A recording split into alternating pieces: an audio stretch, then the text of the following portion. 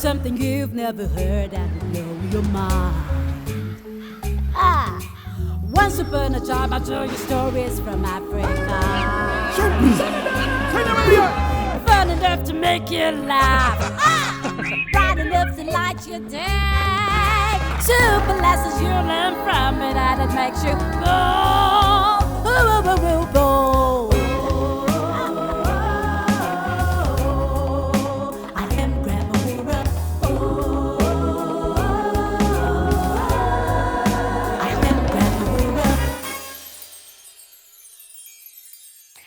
Hello children, welcome to Grandma Wura's Story Hut, where my stories give you wings and fly you on an African adventure. Today's story is titled The Unveiling. Once upon a time, there lived a young boy called Okafo. Okafo was born to a very poor, widowed mother. And he had a very good friend, his best friend actually, called Agosi.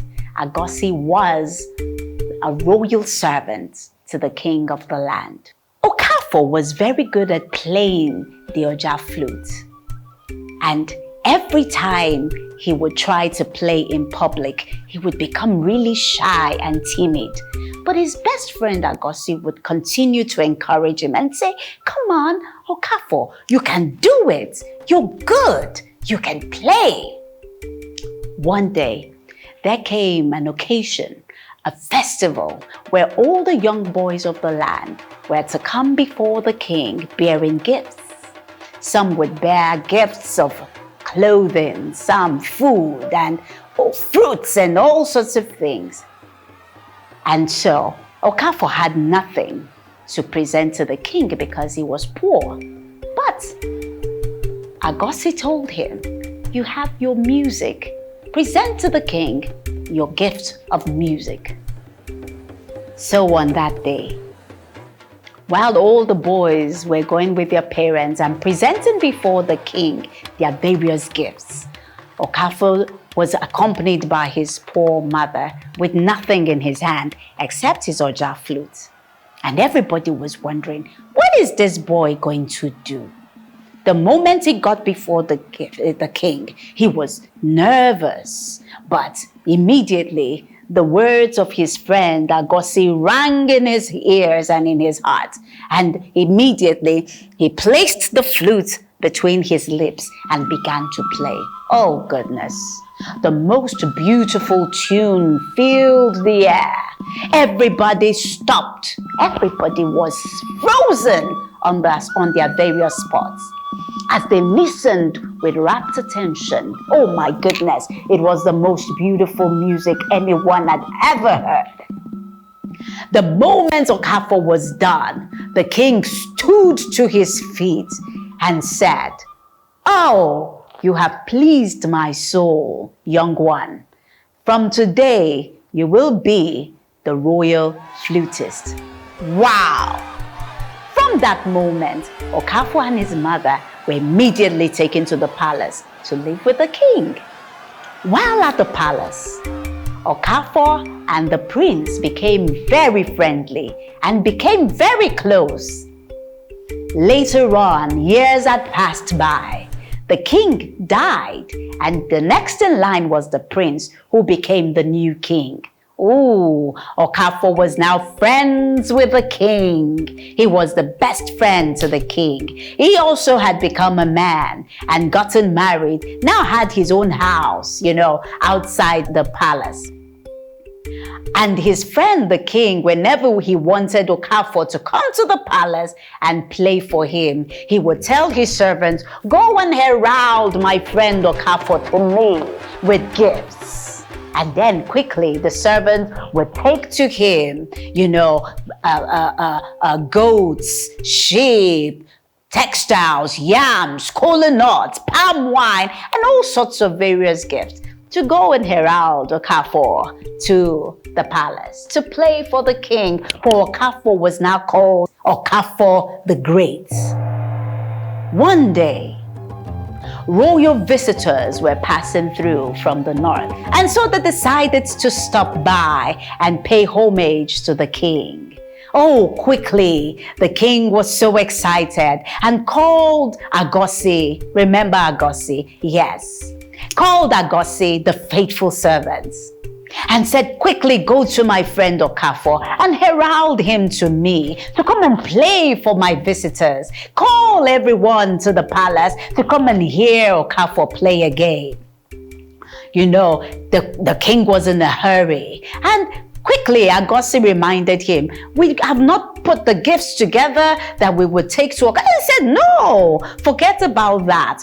Quickly go to Okafo, tell him it's urgent. Let him quickly come and do what he needs to do. The gifts will come later.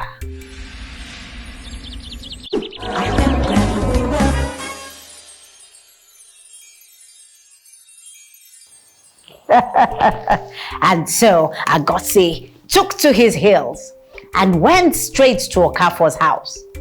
When he got there, Okafo was pleased to see him and say, what news have you for me today? And Agosi went, the king has royal visitors from the north and he would like you to come and play for them. And then Okafo looked around and said, I do not see my usual gifts. Agosi replied, saying, the king said that those will come later, but you have to hurry now and come to the palace before they leave. Oh! Okafo got very angry and furious, then said, am I a mere man that the king should herald me to his palace without gifts? Tell him I shall not come. Tell him that. Agosi looked at Okafo and said, tell him that? I can't give such disgraceful news to the king. How can I possibly give him that kind of news? The king would be very furious. He could have my head for that. Anyway, Okafo refused to go to the palace. Agosi had to leave his presence. And as he went home, wondering, what will I tell the king? While on his way to the palace, he was met by his beautiful daughter, Adama. Oh, seeing her father's countenance fallen, she was very concerned and asked what had happened and what was bothering her father. Then he told her what had happened. She thought for a while and said, Papa, come with me. I have a plan. And so Agosi went with his daughter. Back at the palace, oh, the people, the villagers, everyone had, gathered around the king's palace and they were excited. Oh, the king had visitors and Okafo the Great would be here to play for them. Oh, goodness. Everyone was so excited. And before anyone knew what was happening, there was this figure that somersaulted into the crowd of people waiting. And he placed the flute between the lips and began to play. Oh, it was Okafor's tune. Everyone was excited, but he was masked this time. He wore a mask and began to dance. He danced and danced and danced and somersaulted. Everyone was excited. But this time the tune was so rich, so full, so invigorating. Oh goodness, they were excited. What happened with this tune? Had Okafo been keeping this tune for such a time as this? Everyone was excited. The king was moved. And then the figure would play somersault and everywhere was so lively. And while the music was coming to an end, the king stood to his feet and pointed and said, Okafo, today you have honored me and made me proud. I stand on my 2 feet and I pronounce today that I will divide my kingdom into two, one for you and one for myself. The moment the crowd heard the decree of the king, they went wild and picked this figure up and began to run around the courtyard, screaming, Okafo, Okafo, Okafo the Great. And immediately, instantly, the mask fell to the ground.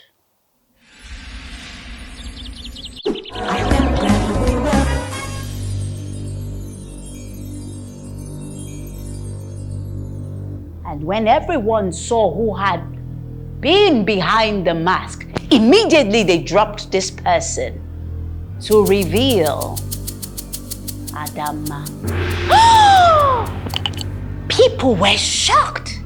The king rose up furiously and said, You deceived me. Immediately, Agosi ran out and shielded his daughter on the ground and said, O king, great king, have mercy. Have mercy. And then they told the king what had happened with Okafo, how Okafo had refused to come to play for the king, and that they had thought that this would be too disgraceful for the king. And that was the reason they actually had done what they did. Oh, the king was moved. He was touched. You took this risk. You risked your life to save my face from shame? Oh, so moved. And then he looked around at everyone and said, I have spoken, so be it. Oh, the crowd went wild again. Everyone picked Adama up. Adama had become a queen, owning half of the kingdom. Goodness, they ran, they were happy for her. Women came out, they danced. While all of that was happening, Okafo's wife, who was present, went straight to her husband, who was still at home, waiting for gifts from the king, such as alligator pepper, goats, and what have you. Palm oil, waiting for gifts. And she looked at him and she said, Oh, my husband, you are still here, waiting for gifts. Wow. Servants now ride on horses. Then she told Okafo what had happened. Oh! Okafo was downcast. He was ashamed of himself. He had refused to serve the king when he was called for. He had refused to serve with his talents when it was needed. And now, he had lost the greatest gift he ever had, which was the gift of friendship between himself and the king. And Adama, on the other hand, who had been so encouraged by her father, right from when she was so little, to play the Oja flute, because she had grown up watching Okafo play the flute, and she had admired him. Her father had bought her own Oja flute, and sometimes she would go deep into the forest and learn to play the Oja flute. No one knew that she was that good. Now, because she served with her talents, she was now a queen. The end. I hope you learned a thing or two from today's story. But don't worry, there will be one more story for another day. Until we come your way again on the Grandma Wura Story Hut. This is Grandma Wura saying bye-bye. Today on the Grandma Wura Story Hut, we learned that pride can make us lose everything or people we hold very dear. We also learned that we must never disrespect or dishonor those in authority or who rule over us. Like Adama, constantly practicing and working on our skills is important in making us outstanding. Discuss more of the other lessons you learned today with your parents or guardians. You can reach me at Grandma Wura on Facebook and Instagram with the supervision of an adult. Also visit www.proudafricanroots.com to get your own copy of the Grandma Wura Story Heart ebook.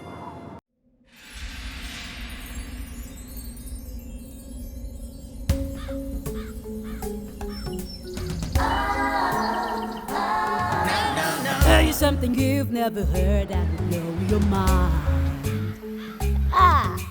Once upon a time I told you stories from Africa. Fun enough to make you laugh. Bright enough to light your day. Super lessons you learn from it and it makes you go.